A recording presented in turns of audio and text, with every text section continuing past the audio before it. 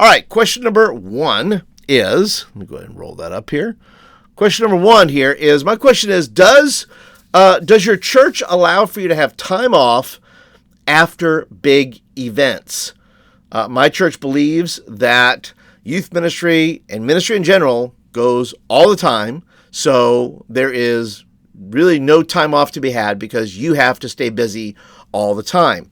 Now, my answer to that is, first of all, that I can speak from my church. Yes, I'm allowed time off after big events because I ask for time off or I request time off, but I'm also part-time. So being part-time allows me and affords me that. If I was in what I would call a meat grinder church, which a meat grinder church is what a church that believes that ministry, that there is no time for rest because ministry has to go on, 365, 24/7, and you have to be the sole person that has to do that. Then I would not, especially currently at kind of the age I'm at now and the place where I'm at in life, I wouldn't sign up for a church like that. I just wouldn't. I've been in churches like that, and I'm not a fan of it. So I would ask this, I don't, like I said, I'm allowed to get that time off because I'm in that special place in life where I'm part-time, and this is really kind of my other part-time job is helping you folks with your questions. But there are better questions to ask. It's unfortunate that the question has to be asked is, do I get time off, or does your church get time off after big events? Because you have to come right back from camp or right back from the mission trip or right back from a retreat or right back, and there's no downtime for you. And I think that is a recipe for burnout. That is a recipe for, listen, it's unsustainable, first of all. You eventually are going to, what do I want to say?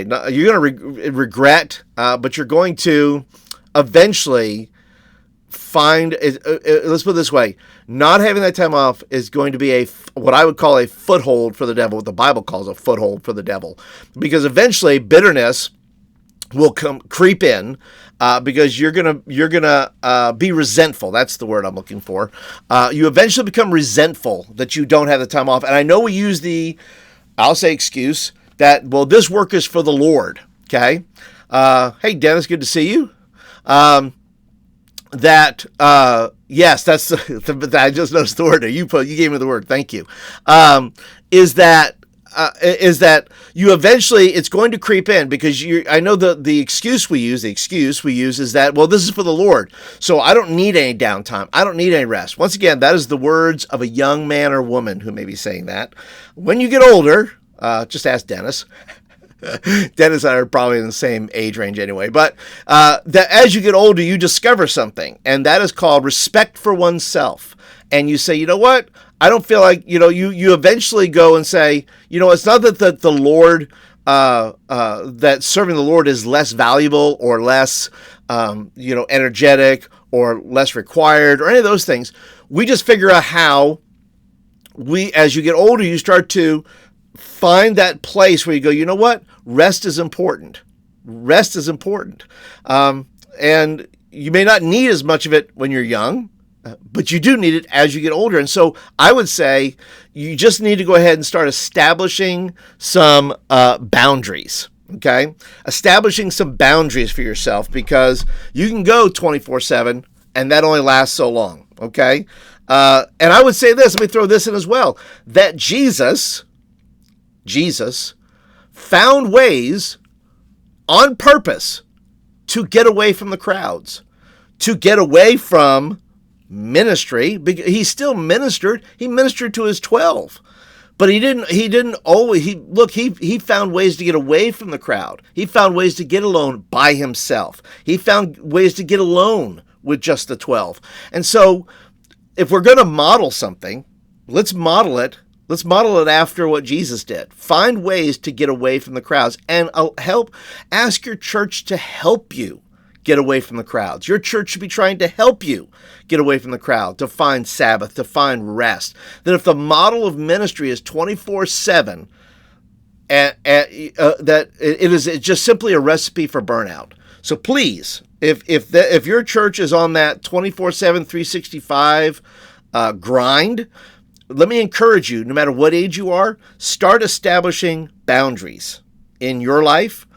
If the church won't help put those in for you, which I think the church should help put those in place for you, you need to go ahead and put them in for yourself so that resentment doesn't creep in, so that your health, your spiritual health is maintained, your family time is maintained, and all of those things are kept in check so that you could do ministry long term. You can do ministry for a long time rather than having to get out of ministry and rest for 2 years or 3 years just to get your will back to go back into that. But unfortunately, what happens is we go back into meat grinder churches. So I'm going to say, stay out of the meat grinders, folks. Stay out of the meat grinder churches, okay? Because it's just not healthy. It's not what Jesus did. And so respect yourself enough to set up some boundaries, okay? All right, going to go into question number 2.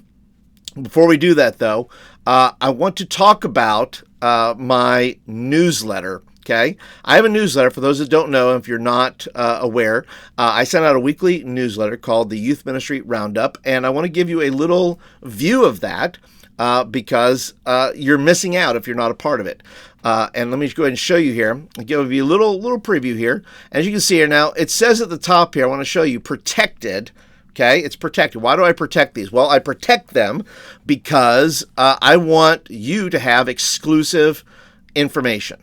It's not for everybody. It's behind. In fact, I don't release anything. I go until I reach about 100 episodes. I have 100 that are free on the website somewhere. That's old, still could be relative, but here you have this.